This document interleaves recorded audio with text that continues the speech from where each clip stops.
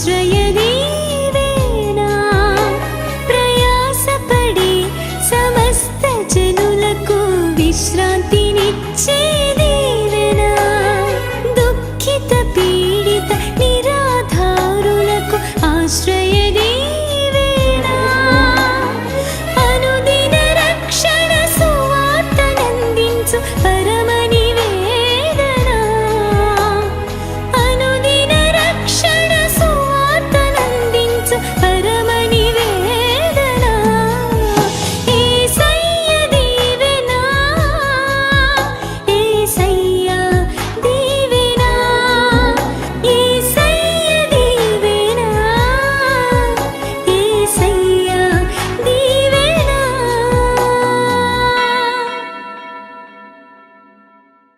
అందరికి వందనాలండి. దేవుడు మనందరినీ ఆశీర్వదించునుగాక. మన ప్రార్థనా యాత్రలు ఎలా ఉండాలంటే జవాబిచ్చేవిగా ఉండాలి. ఆమేన్. మనం ప్రార్థన కొరకు మందిరానికి వస్తున్నామనంటే తప్పక దేవుడు మన ప్రార్థన ఆలకిస్తాడు. స్తోత్రం, హల్లెలూయా. జవాబు పొందే ప్రార్థనలు మనం చేయాలి. ఆమేన్. అలా పరుగులు పెట్టాలి, అలా ఆసక్తితో ఉండాలి. అలా జవాబులు పొందే ప్రార్థనగా మన ప్రార్థన ఉండాలంటే ఆ ప్రార్థనలో కొన్ని మంచి లక్షణాలు ఉండాలి. దేవునికి స్తోత్రం, హల్లెలూయా. వచ్చిన వాళ్ళు అందరి జీవితంలో అద్భుతం జరిగిపోదు. వచ్చిన వారి జీవితంలో ఎవరు ఆధ్యాత్మికమైన మంచి లక్షణాలు కలిగిన వారుగా వస్తారో అలాంటి వారిలోనే దేవుడు కార్యం చేస్తాడు. ఆమేన్. అందరూ వెళ్తున్నారు, నేను వెళ్తాను సరదాగా అని సరదాగా రాకూడదు. మందిరానికి ఒక ఆశతో రావాలి, ఒక పట్టుదలతో రావాలి. దేవుడు కార్యం చేస్తాడు, నేను ఇలా వెళ్ళాలి అని ఒక భారభరితమైన హృదయంతో, ఒక ఆసక్తితో, ఒక పట్టుదలతో, ఒక దీక్షతో ప్రభు సన్నిధికి రావాలి. అప్పుడు దేవుడు తప్పక బలమైన కార్యాలు జరిగిస్తాడు. దేవునికి స్తోత్రం చెప్పండి, హల్లెలూయా.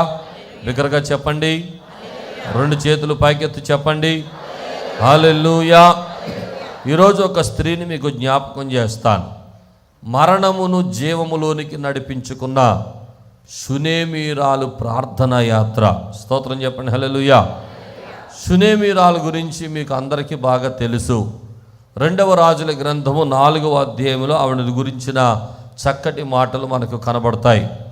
ఆ షునేమి అనే ప్రాంతానికి ఎలీషా అనబడిన ప్రవక్త వచ్చుచూ పోవుచున్నప్పుడల్లా ఇంటికి భోజనానికి రమ్మని ఆవిడ ఆహ్వానిస్తుంది. ఆ షునేమీరాలు అనేటువంటి ఆవిడ పేరు బైబిల్లో ప్రస్తావించలేదు, కానీ ఆమెను గురించి గనురాలైన స్త్రీలు అని పేరు కొనబడింది. అంటే ఆ ప్రాంతంలో ఘనత చెందిన స్త్రీ అని, ఒక పేరుగాంచిన స్త్రీ, ఒక పలుకుబడున్న స్త్రీ, ఒక గొప్ప ఉన్నత స్థితిలో ఉన్నటువంటి ఒక స్త్రీగా ఆమెను గురించి బైబిల్ చెప్పింది. స్తోత్రం చెప్పండి, హల్లెలూయా. ఆమె ఉన్నత స్థితి ఉండినప్పటికీ, గొప్ప స్థితి ఉన్నప్పటికీ, గనురాలుగా పిలువబడినప్పటికీ ఆమె చాలా భక్తిపరురాలు. స్తోత్రం కలుగునుగాక, హల్లెలూయా, హల్లెలూయా.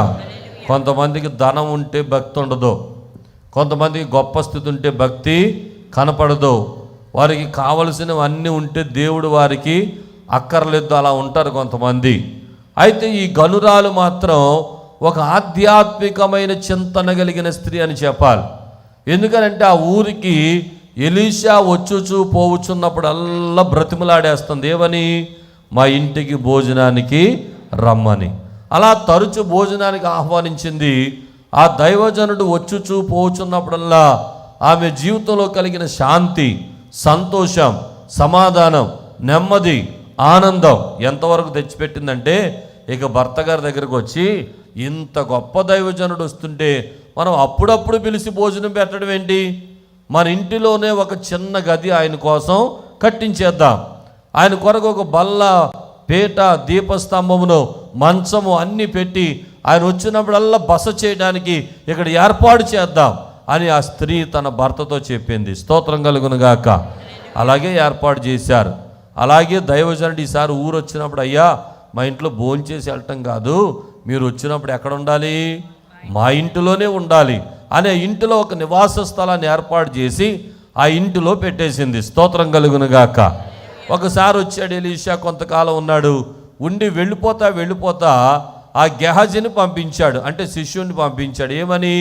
ఈమె ఇంత శ్రద్ధాభక్తులు మా యందు కనపరిచింది కదా, ఆవిడకి ఏమి లోటుగా ఉంది, ఏం అవసరతగా ఉందో ఒకసారి ఇల్లు అడుగు అన్నాడు. ఇల్లు అడిగాడు. అమ్మా నీకేం కొదువుగా ఉంది, అయ్యగారు అడగమంటున్నారు, మీ ఇంట్లో ఏం లోటుగా ఉంది, మీకు రాజుతో మీ గురించి ఏమన్నా చెప్పాలా, లేకపోతే మీ గురించి ఏమన్నా రికమెండేషన్ చేయాలంటే అలాంటివి ఏం అక్కర్లేదు, నేను మా స్వజనంలోనే కాపురం ఉన్నాను, రాజుగారు వీళ్ళందరూ నాకు బాగా తెలిసిన వాళ్ళే, నాకు ఏం అక్కర్లేదు అని చెప్పింది. స్తోత్రం కలుగును గాక. చెప్పండి హల్లెలూయా. అయితే ఈ గెహజీ అక్కడికి వచ్చి ఊరికనే ఉండకుండా అసలు ఏంటి ఈవిడ కొదువేంటో చూద్దామని పరీక్షించి చూస్తే ఆ ఇంటిలో బిడ్డలు లేరు. ఆమెకున్న కొదువు ఏంటంటే ఆమెకు సంతానం లేదు. ఏమండి ఇంకా చెప్పాలంటే ఆమె వృద్ధాప్యంలో ఉంది, ఆమె భర్త కూడా వృద్ధాప్యంలో ఉన్నాడు. ఇక సంతానం కలుగుతుంది అని చెప్పడానికి ఆధారాలు ఏమీ లేవు. అలాంటి పరిస్థితిలో ఉన్నటువంటి ఆమె పరిస్థితిని వచ్చి ఎలీషాతో చెప్పాడు గెహజీ, అయ్యా ఆమెకు పిల్లలు లేరు. ఆమె అయితే ఏం చెప్పలేదు కావాలని, కానీ నాకు తెలిసింది ఏంటంటే ఆమెకు సంతానం లేదు. వెంటనే ఎలీషా వెళ్ళిపోతూ ఆమె దగ్గరకు వచ్చి అన్నాడు, అమ్మ వచ్చే సంవత్సరం ఈ ఋతువున కల్లా నీ కౌగిటిలో కుమారుడు ఉంటాడు అని చెప్పాడు. దేవునికి స్తోత్రం. ఆవిడంటది, నా దైవజనుడు అని ఏలినవాడ నాతో అబద్ధము ఆడొద్దయ్యా, అబద్ధాలు ఆడొద్దయ్యా. ఎందుకంటుంది ఆ మాట అంటే ఒకటే కారణం, అసలు పిల్లలు పుడతానికి ఆధారమే మా దగ్గర లేదు. డాక్టర్లు స్పష్టంగా చెప్పేసరి మీకు పిల్లలు పుట్టరు అని. ఇది మాకు అసాధ్యం, ఇది మా ద్వారా జరిగే పని కాదు, ఇది మాకు జరిగేది కాదు, ఎందుకు అబద్ధం ఆడుతున్నావు అని దైవజనుడు అంటుంటే, అమ్మా ఇది మనుషులకు అసాధ్యమే కానీ దేవునికి సాధ్యమే అని చెప్పాడు. స్తోత్రం కలుగునుగాక. అలాగే దైవజనుడు చెప్పినట్లు వచ్చే సంవత్సరం మరలా ఋతువునికి ఆమె కౌగిట్టులో దేవుడు ఒక కుమారుని ఇచ్చాడు. చప్పడగొట్టి ప్రభుకు స్తోత్రాలు చెల్లించండి. గట్టిగా గట్టిగా గట్టిగా యేసయ్యకే మహిమ కలుగునుగాక. ఆమేన్. ఈ ఉదయకాలం నేను చెప్తున్న మాట ఏంటంటే, ఏ ఇంటిలో దేవుని సన్నిధి ఉంటుందో, ఏ ఇంటిలో దేవునికి అవకాశం ఉంటుందో, ఏ ఇంటిలో ప్రభు ఉండడానికి స్థానం ఇస్తారో, ఏ ఇంటిలో దైవజనుడు ఒక ప్రత్యేకమైనటువంటి దేవునికి గుర్తుగా అక్కడ కనబడుతున్నాడు కనుక దేవునికి దైవ కార్యాలకి ఏ ఇంటిలో స్థానం ఉంటుందో, ఆ ఇంటిలో ఉన్న కొదువు ఎంత పెద్దదైనా అది దేవునికి సమస్తము సాధ్యమే. స్తోత్రం చెప్పండి. ఆమెకు డబ్బుతో ఆమె కొదువ తీరలేదు. తీరిందా? ఆవిడది ఏమని పేరు పెట్టారు? గనురాలైన స్త్రీ. గట్టిగా చెప్పండి, గనురాలు. ఆమె ఘనత ఆమెకున్న కొదువును తీర్చిందా? ఆమెకున్న డబ్బు ఆమె కొదువును తీర్చిందా? ఆమెకున్న పేరు పరపతి ఆమెకు సంతానాన్ని ఇచ్చిందా? ఆమెకున్న అసాధ్యమైనది తీర్చిందా? తీర్చలేకపోయింది. కానీ ఎప్పుడైతే దేవుడు ఉండడానికి ఆ ఇంటిలో నివాస స్థలాన్ని ఏర్పాటు చేసిందో, దైవజనులకు ప్రాధాన్యతనిచ్చిందో, ఆధ్యాత్మిక చింతన కలిగిన వ్యక్తిగా ఆమె దేవుని సన్నిధిని ఆమె ఇంటిలో కోరుకుందో, అప్పుడు ఆమె అక్కరతలు తీర్చబడ్డాయి. స్తోత్రం చెప్పండి. మీకు ఎంత ఆస్తి ఉన్నా, ఎంత ఐశ్వర్యం ఉన్నా, ఎంత గొప్ప పేరున్నా, పలుకుబడున్నా, ఎంత జ్ఞానం ఉన్నా, ఎంత తెలివితేటలున్నా, దేవుడు లేకపోతే మీకున్నవన్నీ సున్నా. దేవుడు లేకపోతే మీకు కలిగిన జ్ఞానమంతా సున్నా. దేవుడు లేకపోతే మీకున్న డబ్బంతా సున్నా. కనుక నేను ఏమంటానంటే, మన జీవంతో ఉండాలన్నా, మన అవసరతలు తీర్చబడాలన్నా, మన జీవితంలో గొప్ప కార్యాలు జరగాలన్నా, అసాధ్యమైనవి సాధ్యపరచబడాలన్నా, మన జీవితంలో మనకున్న పరపతి, పేరు, గొప్పతనం, డబ్బు, ఐశ్వర్యం ఇది కాదు కావాల్సింది. మన ఇంట్లో ఎవరు ఉండాలి? దేవుడు ఉండాలి. స్తోత్రం కలుగునుగాక. దేవుడు ఉండాలని కోరుకోవాలి. మన జీవితంలో ప్రభు ఉండాలని కోరుకోవాలి. అయ్యా మీరు మా ఇంట్లోకి రావాలి. ఆ సునేమిరాలు అదే చేసింది. మా ఇంట్లోకి రావాలయ్యా, మీరు మా ఇంట్లో ఉండాలయ్యా, మా ఇంట్లోనే విశ్రాంతి తీసుకోవాలి, మా ఇంట్లోనే మీరు బస చెయ్యాలి, మా ఇంట్లో ఒక నివాస స్థలాన్ని మీకోసం ఏర్పాటు చేశాం. అంత గొప్ప కార్యం చేసింది కనుక దేవుడు ఆమెకు ఒక బిడ్డనిచ్చాడు. స్తోత్రం కలుగునుగాక. సరే, ఈ మొదటి భాగాన్ని నేను వివరించాలనుకోలేదు, కానీ ఇక్కడ నుండి జరిగిన ఒక రెండవ అంశం, ఇది మీకు కొద్ది నిమిషాలు నేను జ్ఞాపకం చేయాలని ఆశపడుతున్నాను. కొన్ని దినాల తర్వాత పుట్టిన బిడ్డ చనిపోయాడు. ఏం జరిగిందో చూద్దాం ఒకసారి. అక్కడ నుండి మనం కొన్ని మాటలు చదువుదాం. 2వ రాజుల గ్రంథం 4వ అధ్యాయం 19వ వచనం. అతడు వారిని ఎత్తుకొని తల్లి ఎద్దుకు తీసుకొని పొమ్మని పనివారిలో ఒకనికి చెప్పగా వాడు ఆ బాలుని ఎత్తుకొని వాని తల్లి ఎద్దుకు తీసుకొని పోయిను. పిల్లవాడు మధ్యాహ్నం వరకు తల్లి తొడ మీద పండుకొని ఉండి చనిపోయిను.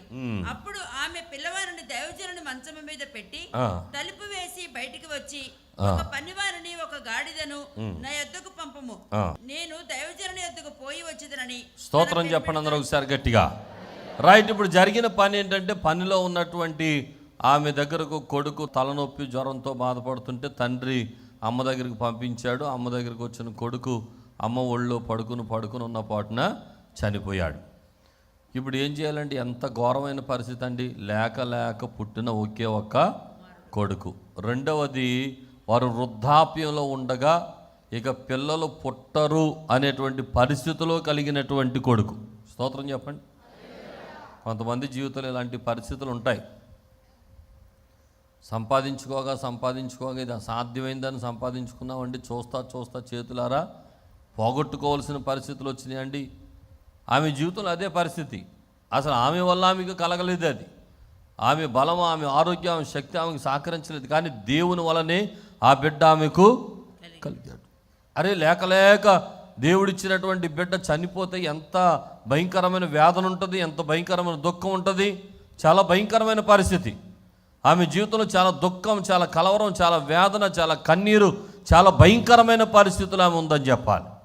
అలాంటి పరిస్థితుల్లో ఎవరి దగ్గర ఏడవలేదు. సరే పోన్లే, బయట వాళ్ళ దగ్గర ఏడవపోయింది. పోనీ కనీసం భర్త గారి దగ్గర అయినా ఏడవాలి కదా. పోనీ భర్త గారిని పిలిచిందా? పిలవలేదండి. భర్త గారిని కూడా పిలవలేదు. అటు మనుషుల్ని పిలవలేదు, ఊర్లో వాళ్ళని పిలవలేదు, పొలంలో ఉన్న వాళ్ళని పిలవలేదు, ఇంటి చుట్టుపక్కల ఉన్న వాళ్ళని పిలవలేదు, చివరికి భర్త గారిని కూడా పిలవలేదు. పిలవకుండా పనివాడితో, భర్తతో ఒక కబురు పెట్టింది. ఏమని కబురు పెట్టింది చూద్దాం ఒకసారి. ఒక పనివానిని, ఒక గాడిదను నా యొద్దకు పంపుము, నేను దైవజనుని యొద్దకు పోయి వచ్చేదనని తన పెనిమిడితో అనగా. స్తోత్రం చెప్పండి ఒకసారి, గట్టిగా చెప్పండి ఒకసారి. ఏమి లేదండి, దైవజనునికి గదిలో ఒక మంచం వేసింది కదా, ఆ మంచం మీద శవాన్ని పెట్టేసింది. ఇంట్లో ప్రార్థనా గదిలో పెట్టిందని చెప్పాలి. ఒక మాటలో చెప్పాలంటే దైవజనుని గదిలో పెట్టేసింది. స్తోత్రం కలుగును గాక. అంటే ఇంకో మాటలో చెప్పాలంటే దేవుని సన్నిధిలో పెట్టిందని చెప్పాలి. ఆమేన్. అంటే ఇప్పుడు సమస్యను ఇప్పుడు ఎక్కడ పెట్టింది? దేవుని సన్నిధిలో. గట్టిగా చెప్పండి, సమస్యను ఎక్కడ పెట్టింది? ఆమెకు కష్టం కలిగితే ఎవరికి చెప్పినట్టు ముందు? అంతేనా? స్తోత్రం చెప్పండి సరి గట్టిగా. మనుషులకు చెప్పిందా? మనుషుల సహాయం కోరుకుందా? అందరి దగ్గర బోరుమని ఏడిసిందా? భర్తను పట్టుకుని ఏడిసి కేకలేసి గందరగోళం చేసిందా? కింద పడి దొల్లేసిందా? ఏమీ లేదు. ఒక భయంకరమైన సమస్య ఆమె చేతిలో ఉంది, ఒక శవం ఆమె చేతిలో ఉంది, ఒక భయంకరమైన కష్టం ఉంది. అయినప్పటికీ ఆమె ఏడవకుండా, ఆమె ఎవరితోనూ గందరగోళమైనటువంటి పరిస్థితిలో ఆమె ఏడవకుండా ఆ శవాన్ని పట్టుకెళ్ళి మంచం మీద పెట్టేసింది. దైవజనుడున్న గదిలో పెట్టేసింది. అంటే దేవుని సన్నిధిలో పెట్టింది. స్తోత్రం కలుగును గాక. ఇప్పుడు ఆమె భర్తతో కబురు పెడుతుంది, అర్జెంటుగా నేను దైవజనుడి దగ్గరికి వెళ్ళాలి. ఎక్కడికి వెళ్ళాలి? స్తోత్రం చెప్పండి. నాకు ఒక గాడిదని పని నుండి పంపించు, నేను అర్జెంటుగా దైవజనుడి దగ్గరికి వెళ్ళాలి. అంటే ఈమె ఏం మొదలు పెట్టిందంటే ఒక ప్రార్థనా యాత్ర మొదలుపెట్టింది. స్తోత్రం కలుగును గాక. దైవజనుడి దగ్గరికి వెళ్ళి విన్నవించుకుంటే, దైవజనుడి దగ్గరికి వెళ్ళి చెప్పుకుంటే, దైవజనుడి దగ్గరికి వెళ్ళి ఒక్కసారి నా బాధంతా వెళ్ళబోస్తే, దైవజనుని ఆశీర్వాదం ద్వారానే నాకు బిడ్డ కలిగాడు కనుక మళ్ళా బిడ్డ బ్రతకాల్సింది ఎవరి ద్వారా బ్రతకాలి? దైవజనుడి ద్వారా బ్రతకాలి. కనుక ఈ మధ్యలో ఎంతమందికి చెప్పినా ఉపయోగం లేదు కనుక నేను ఎవరితో చెప్పకుండా నేరుగా ఎవరి దగ్గరికి వెళ్ళాలి? దైవజనుడి దగ్గరికి వెళ్ళాలి. స్తోత్రం చెప్పండి. దైవజనుడు అనే మాటలో ఆమెలో ఉన్న అర్థం ఏంటంటే దేవుడు అని అర్థం. స్తోత్రం చెప్పండి. దైవజనుడు దేవునికి ప్రజలకు మధ్యవర్తి. ఆమె చెప్పండి. అందుకని ఆమె దైవజనుల్లో ప్రవక్తలో ఎవరిని చూసుకుంది? దేవుణ్ణి చూసుకుంది. దేవుణ్ణి చూసి పరిగెడుతుందో తప్ప మనిషిని చూసి మాత్రం కాదు. ఆయనలో దేవుడు ఉన్నాడు, ఆయనలో దేవుని ఆత్మ ఉంది, ఆయనలో అభిషేకం ఉంది కనుక ఆయన దగ్గరికి వెళ్తే నేను ప్రభు దగ్గరికి వెళ్ళినట్టే, అది ఆమె భావన. అందుచేత కొద్ది నిమిషాలు మనం ఒక మాట కొట్టేసి ఒక మాట పెట్టుకుందాం. అదేంటంటే ఎలీషా అనే మాట కొట్టేసి దేవుడు అనే మాట పెట్టుకుందాం. స్తోత్రం చెప్పండి.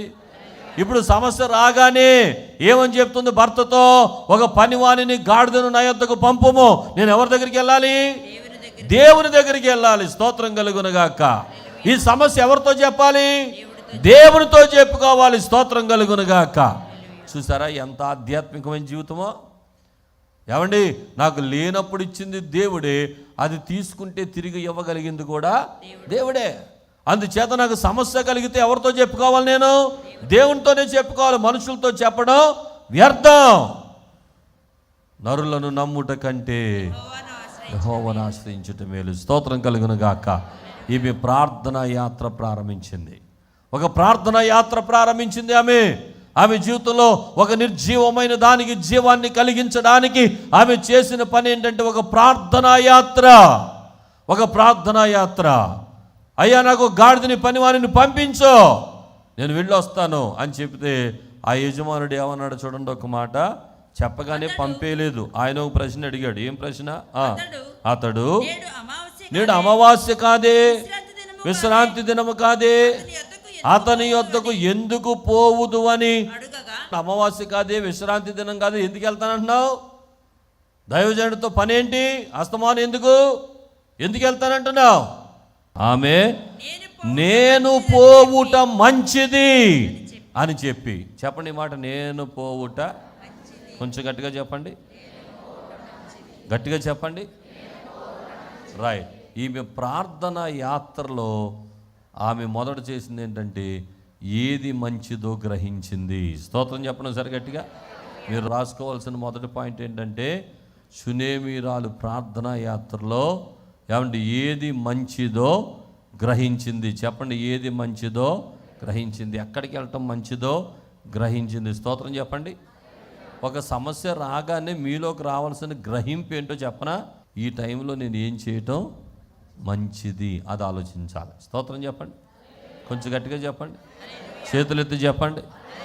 ఏదైనా ఇంట్లో సమస్య వచ్చిందనుకోండి, ఈ సమస్యకి ఇప్పుడు ఎవరి దగ్గరికి వెళ్ళటం మంచిది అది ఆలోచించట్లా. పలానా ఆయన దగ్గరికి వెళ్తే పని అయిపోద్దేమో, ఈవిడ దగ్గరికి వెళ్తే పని అయిపోద్దేమో, అబ్బో మనకు బాగా క్లోజ్ రిలేషన్ చుట్టాలు ఉన్నారు కదా, వాళ్ళని అడిగితే ఇచ్చేస్తారేమో, వీళ్ళని అడిగితే ఇచ్చేస్తారేమో, వాళ్ళ దగ్గరికి వెళ్తే పని అయిపోద్దేమో, వీళ్ళ దగ్గరికి వెళ్తే పని అయిపోద్దేమో. చాలామంది మనుషుల చుట్టూ తిరిగి తిరిగి తిరిగి చెప్పులు అరిగిపోయి, కాళ్ళు అరిగిపోయి, మనసు విసిగిపోయి, ఏమంటే చివరికి వారి ద్వారా పని అవ్వక ఎంత నీరసించిపోయే వాళ్ళు ఉంటారు కొంతమంది. అందుకే నేను చెప్తున్నాను ఒక మాట, ఎవరి దగ్గరికి వెళ్ళటం మంచిది కాదు. శ్రమలో, శోధనలో, కష్టంలో, ఇరుకులో, ఇబ్బందులో ఒకే ఒక్క మంచి పని. ఎవరి దగ్గరికి వెళ్ళటం? దేవుని దగ్గరికి వెళ్ళటం. స్తోత్రం కలుగును గాక. కాబట్టి ఆమెకు కలిగిన అంత భయంకరమైన శ్రమలో కూడా ఏది మంచిదో గ్రహించింది ఆమె. ఏ పని చేయటం మంచిదో గ్రహించింది. కనుక మీ యొక్క జీవన యాత్రలో కూడా మీకు కూడా ఒక మంచి పని ఎప్పుడు గుర్తుండాలి. అదేంటో తెలుసా? అన్ని వేళలు నాకు దేవుడు మాత్రమే గుర్తుండాలి. అన్ని వేళలు నేను ప్రభు దగ్గరికి మాత్రమే వెళ్ళాలి. ఆయన పాదాలు మాత్రమే పట్టుకోవాలి. ఆయన దగ్గరకు మాత్రమే వెళ్ళి ఆయన శరణు మాత్రమే కోరుకోవాలి. స్తోత్రం కలుగునుగాక. చేతులెత్తి గట్టిగా చెప్పండి, నేను పోవుట మంచిది. చెప్పండి అందరూ ఒకసారి గట్టిగా, కొంచెం గట్టిగా చెప్పండి. బలహీనత కలిగితే నేను దేవుని దగ్గరికి పోవుట, కష్టాలు కలిగితే నేను మందిరానికి వెళ్ళిపోవటం, శ్రమ కలిగితే నేను ప్రభు పాదాలు పట్టుకోవడం, నాకు ఏ భయంకరమైన పరిస్థితి జరిగినా నేను మొట్టమొదట ప్రభు వైపు చూడటమే నాకు ఇది. ఈ భావన అందరికీ రావాలి. స్తోత్రం కలుగును గాక. ఎవ్వరికి చెప్పకముందే ప్రభువుకి చెప్పేయాలి మనం. ఆమెన్. ఊళ్ళో వాళ్ళు ఎవ్వరికి సమస్య తెలియకముందే ఎవరికి తెలియాలి? దేవునికి తెలియాలి. మనకు వచ్చే శ్రమ శోధన ఊరందరికీ తెలిసిపోద్ది, ప్రభువుకి తప్ప కదా. మనకి వ్యాధి కలిగితే ఊరందరికీ తెలిసిపోతుంది, దేవునికి తప్ప. మన కష్టం కలిగితే అందరి దగ్గర నుండి ఫోన్లు వచ్చేస్తాను, ఏంటి ఇలాగైందంట, అలాగైందంట, ఇలాగైందంట, అలాగైందంట. కానీ దేవునికి తెలియటం లేదు విషయాలు. అందుకే రోజు పరిశుద్ధాత్మ దేవుడు మాట్లాడుతున్నాడు. మొట్టమొదట ఆమె భర్తకు చెప్పలేదు, ఇంట్లో వాళ్ళకి చెప్పలేదు, బంధువులకి చెప్పలేదు, ఆ పొలంలో పనిచేస్తూ పొలంలో ఉన్న వాళ్ళకి చెప్పలేదు, ఆ యొక్క షూనేమి పట్టణంలో ఎవరికి చెప్పలేదు, ఎవరికీ తెలియదు. కానీ ఆమె పనివానిని గాడిదను పట్టుకుని నేను పోవుట మంచిది అంటుంది. స్తోత్రం కలుగును గాక. ఎవరికి తెలియాలి ఈ పరిస్థితి?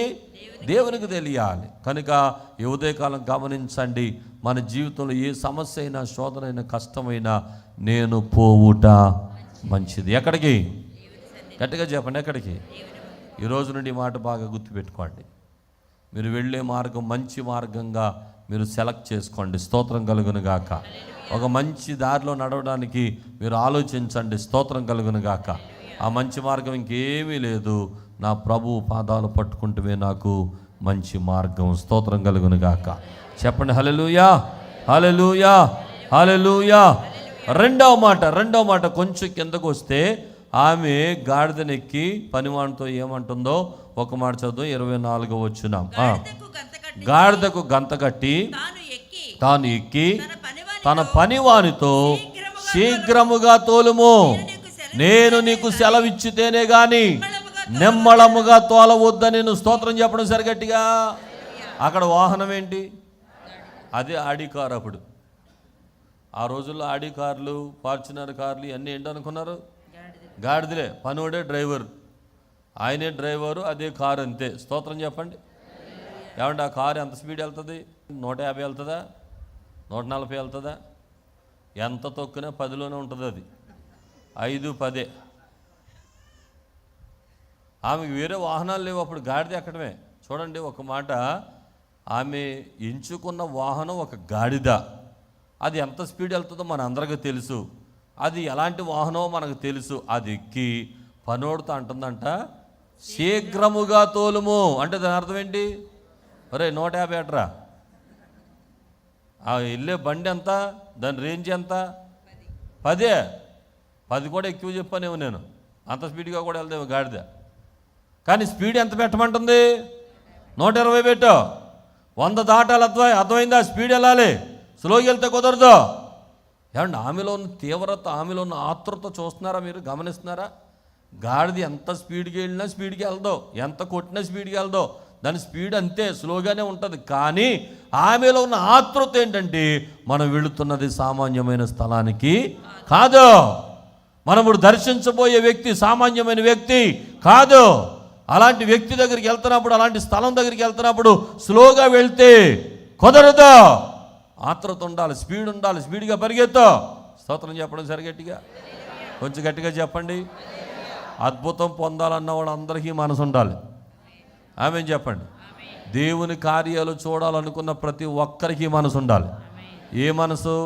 నేను వెళ్ళేది ప్రభు దగ్గరికి, ఇప్పుడు రాకూడదనే మనసు. స్తోత్రం చెప్పడం సరిగట్టిగా, అందరూ స్తోత్రం చెప్పండి. నేను వెళ్ళేది ప్రభు దగ్గరికి కనుక ఎప్పుడు వెళ్ళాలి? ఎలా వెళ్ళాలి? శీఘ్రముగా. చెప్పండి మాట, కొంచెం గట్టిగా చెప్పండి, కొంచెం గట్టిగా చెప్పండి, కొంచెం గట్టిగా చెప్పండి. ఎవరు రాకముందు వెళ్ళిపోవాలి. చెప్పండి మాట, అందరికన్నా ముందు వెళ్ళిపోవాలి. స్తోత్రం చెప్పండి. శీఘ్రముగా తోలుమో. చెప్పండి మాట, కొంచెం గట్టిగా చెప్పండి, ఇంకా కొంచెం గట్టిగా చెప్పండి. ఎంత స్పీడ్ వెళ్ళాలండి దేవుని మందిరానికి అంటే ఆషామాషియా? అరే సర్వోన్నతుడైన దేవుని దగ్గరికి వెళ్తున్నాం, సర్వశక్తి కలిగిన దేవుని దగ్గరికి వెళ్తున్నాం, జగత్తుకు పునాది వేసిన దేవుని దగ్గరికి వెళ్తున్నాం, ఈ సర్వలోక నిర్మాణకుడైన ప్రభు దగ్గరికి వెళ్తున్నాం. ఆయన దగ్గరికి వెళ్తున్నప్పుడు ఫ్రెండ్ దగ్గరికి వెళ్ళినట్టు వెళ్తావా? ఏమండి చిన్న దెబ్బ తగిలితేనే ఎవరితో బండి ఎక్కేసి రక్తం వస్తుంటే పోనీ హాస్పిటల్ పోనీ ఓ ఎవడో తెలియపోయినా లిఫ్ట్ అడిగేసి బండి ఎక్కేసి వెళ్ళిపోతావు హాస్పిటల్కి స్పీడ్గా. వైద్యులకు మించిన పరమ వైద్యుడు ఇక్కడ ఉన్నాడు. స్తోత్రం కలుగునుగాక. రాజులకు రాజు ఇక్కడ ఉన్నాడు. స్తోత్రం కలుగునుగాక. అక్కరతలు తీర్చగలిగిన రాజు సన్నిధిలో మనం ఉన్నాం. స్తోత్రం కలుగునుగాక. ఈ ప్రభు దగ్గరికి వచ్చినప్పుడు మనసులో ఇంకెంత తొందర ఉండాలి, ఇంకెంత స్పీడ్ ఉండాలండి. అరే ఎప్పుడో లేచి ఎప్పుడో, అలాంటి ప్రభు కాదు మన ప్రభు. మొదటి సమయం ఇచ్చేయాలి దేవునికి. జీవితంలో ఎప్పుడు కూడా ఫస్ట్ ప్లేస్ ప్రభువుకు ఉండాలి. ఎవరికి చెప్పినా చెప్పకపోయినా నా ప్రభువుకి నేను విషయం చెప్పాలి. ఎవరికి అందినా అందకపోయినా ఈ సమాచారం మొట్టమొదటి ఎవరి దగ్గర ఉండాలి? వెళ్ళిపోవాలి, పరిగెత్తాలి. ఆసక్తి విషయంలో మాంద్యులు కాక ఆత్మయందు తీవ్రత ఉండాలి. స్తోత్రం చెప్పండి. అలా దేవుని మందిరానికి ముందు పరుగులు పెట్టుకుంటూ ఆసక్తితో వచ్చేవారు ఎవ్వరిని దేవుడు విడిచిపెట్టాడు. స్తోత్రం చెప్పండి. హల్లెలూయా. దేవుడు ఆశ కలిగిన ప్రాణాన్ని, ఆసక్తి కలిగిన ప్రాణాన్ని దేవుడు తప్పకుండా తృప్తిపరుస్తాడు. స్తోత్రం చెప్పండి హల్లెలూయా. దేవుని మందిరానికి వచ్చే ప్రతి ఒక్కరిలో ఇది ఆశ ఉండాలి. నేను పోవుట మంచిది. ఒక మంచి స్థలానికి వెళ్తున్నప్పుడు స్లోగా వెళ్తే కుదరదు. అబ్బాయి స్పీడ్గా తోలరా, శీఘ్రంగా వెళ్ళు. ఇక పైగా అంటుంది, నేను చెప్తేనే కానీ స్లో అవద్దు అంటుంది. నేను చెప్తేనే కానీ నిమ్మళముగా తోలవద్దు. అరే బాబు, ఏ బండి అది? ఒక గాడిద ఎక్కి నేను చెప్తే కానీ స్లోగా వెళ్ళొద్దంటే ఎంత స్పీడ్ వెళ్తుంది అది? ఆమెలో ఉన్న ఆసక్తిని మీరు గమనించాలి. ఆమె ఎక్కింది గాడిద అయినప్పటికీ ఆమెలో ఒక తొందర ఉంది. అదేంటంటే ఒక పెద్ద కార్యం కోసం నేను ఒక గొప్ప దైవజనుని కలవడానికి ఒక దేవుని సన్నిధికి వెళ్తున్నాను కనుక దేవుని సన్నిధికి వెళ్ళేటప్పుడు ఈదురో మంట స్లోకి వెళ్తే కుదరదు సోదరుడా, టయానికి వచ్చేయాలి. స్తోత్రం కలుగును గాక. స్తోత్రం చెప్పండి హల్లెలూయా. బిగ్గరగా స్తోత్రం చెప్పండి. 2 చేతులు పైకెత్తి స్తోత్రం చెప్పండి. నువ్వు ఎంత ఆసక్తి కనపరుస్తావో అంత అద్భుతాలు జరుగుతాయి నీ జీవితంలో.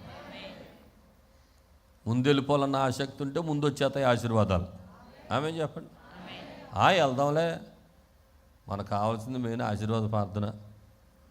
తండ్రి కుమారనగా అప్పటి నుంచుని 2 నిమిషాలు కళ్ళు మూసుకుని వెళ్ళిపోతే సరిపోతుంది. కొంతమంది ఆశీర్వాద ప్రార్థనకు వచ్చే భక్తులు ఉంటారు.